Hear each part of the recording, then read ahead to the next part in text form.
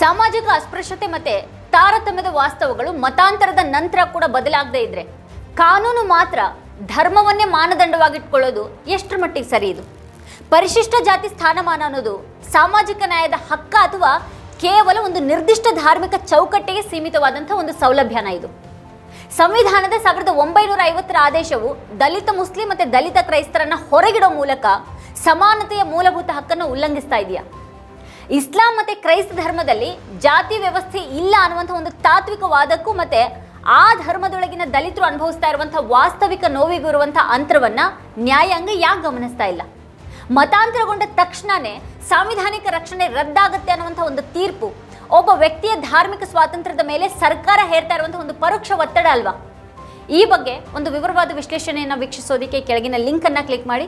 ನೀವಿನ್ನು ವಾರ್ತಾಭಾರತಿ ಚಾನೆಲನ್ನು ಸಬ್ಸ್ಕ್ರೈಬ್ ಮಾಡಿಲ್ಲ ಅನ್ನೋದಾದರೆ ಈ ಕೂಡಲೇ ಸಬ್ಸ್ಕ್ರೈಬ್ ಮಾಡಿ, ಹಾಗೆ ಪಕ್ಕದಲ್ಲಿರುವಂಥ ಬೆಲ್ಲೈಕನ್ನ ಪ್ರೆಸ್ ಮಾಡಿಬಿಡಿ.